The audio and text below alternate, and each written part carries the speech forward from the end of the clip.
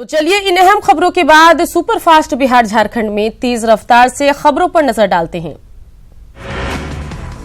राज्यसभा से भी आर्थिक आरक्षण संशोधन बिल पास हो गया। बिल के समर्थन में 165 वोट पड़े। अब मंजूरी के लिए राष्ट्रपति के पास इस विधेयक को भेजा जाएगा। भाजपा नेता और बिहार के पर्यटन मंत्री प्रमोद कुमार ने कहा है कि सवर्ण आरक्षण का विरोध कर विपक्ष ने ये साबित कर दिया कि वो सिर्फ वोट की राजनीति करती है, उन्हें गरीबों की कोई चिंता नहीं है।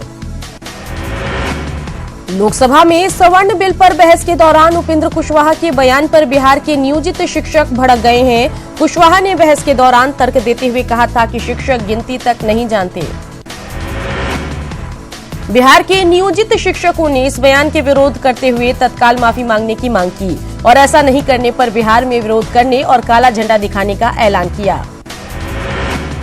आज सीएम नीतीश कुमार मधुबनी दौरे पर आ रहे हैं। सीएम यहां सौराठ गांव में मिथिला चित्रकला संस्थान की आधारशिला रखेंगे। साथ ही कार्यक्रम स्थल पर लगाए गए आर्ट और क्राफ्ट्स के तमाम स्टॉल्स का निरीक्षण भी करेंगे। सीएम के दौरे को लेकर मधुबनी वासियों में खासा उत्साह देखा जा रहा है। सीएम के हाथों मिथिला चित्रकला संस्थान की आधारशिला रखे जाने के बाद मिथिला की कला और संस्कृति को नई पहचान मिलने की उम्मीदें बढ़ गई है। सीएम के मधुबनी दौरे के दौरान एक युवक ने आत्मदाह की धमकी दी है। युवक का आरोप है कि मधवापुर प्रखंड में कुछ अपराधियों और कर्मचारियों ने कथित तौर पर फर्जी तरीके से 114 शिक्षकों की बहाली कर करीब 10 करोड़ की काली कमाई की है। डीएम ने बेनीपट्टी एसडीएम के नेतृत्व में जांच टीम गठित किए जाने की जानकारी दी है। साथ ही जांच रिपोर्ट के बाद दोषियों पर कड़ी कार्रवाई का भी उन्होंने भरोसा दिलाया। मुख्यमंत्री नीतीश कुमार ने पटना रिंग रोड के अलाइनमेंट का एरियल सर्वे किया। साथ ही हाई लेवल मीटिंग भी की जिसमें कई अहम फैसले लिए गए। सर्वे के बाद ये फैसला लिया गया कि हाजीपुर शहर की सघन बसावट और शहर में यातायात दबाव को देखते हुए रिंग रोड शहर के बाहर बनाया जाए। रिंग रोड की लंबाई 160 किलोमीटर जबकि चौड़ाई 60 मीटर होगी। नवीन पटनायक की पार्टी के 2 सांसदों ने नीतीश कुमार से मुलाकात की। मुलाकात के बाद बीजेडी सांसदों ने बताया कि उन्होंने 33% महिला आरक्षण को लेकर सहयोग मांगा है। महागठबंधन में कांग्रेस की ओर से बिहार में 20 सीटों पर चुनाव लड़ने की बात पर बीजेपी नेता रामेश्वर चौरसिया ने चुटकी ली है। उन्होंने कहा कि क्षेत्रीय दलों को विधानसभा चुनाव में ही अपना दम दिखाना चाहिए। राज्य भर के डॉक्टर आज मेडिकल प्रोटेक्शन एक्ट की मांग को लेकर विरोध मार्च निकालेंगे। डॉक्टरों के खिलाफ बढ़ती हिंसा और अपराध के खिलाफ राज्य भर के डॉक्टर कल विरोध मार्च निकालेंगे। आईएमए और झांसा के आह्वान पर होने वाले इस विरोध मार्च में राज्य भर के सभी सरकारी गैर सरकारी डॉक्टर शामिल रहेंगे। राजधानी रांची में डॉक्टरों का विरोध मार्च रिम्स से निकलेगा। वहीं सभी जिला मुख्यालयों में भी विरोध मार्च किया जाएगा। आईएमए के प्रदेश सचिव ने सरकार से जल्द मेडिकल प्रोटेक्शन एक्ट की मांग करते हुए कहा कि अगर बजट सत्र में मेडिकल प्रोटेक्शन एक्ट नहीं लाया जाता तो आंदोलन तेज किया जाएगा। भारत सरकार के जनजातीय मामलों के राज्य मंत्री जसवंत सिंह भाभोर ने राज्यपाल द्रौपदी मुर्मू और मुख्यमंत्री रघुवर दास से मुलाकात की। दोनों के बीच ये शिष्टाचार मुलाकात थी। उनके साथ केंद्रीय राज्य मंत्री सुदर्शन भगत भी मौजूद रहेंगे। खेलो इंडिया को लेकर केंद्रीय खेल राज्य मंत्री राज्यवर्धन सिंह राठौड़ की पहल का केंद्रीय राज्य मंत्री जयंत सिन्हा ने स्वागत किया। उन्होंने राठौड़ के चैलेंज को स्वीकार करते हुए बैडमिंटन खेलते हुए अपना वीडियो ट्वीट किया। जयंत सिन्हा ने इसके साथ ही राठौड़ की पहल को काबिले तारीफ करार दिया है। इससे पहले राठौड़ ने अपना खेलते हुए वीडियो ट्वीट किया था और देशवासियों से 5 मिनट का समय निकालने की अपील की थी।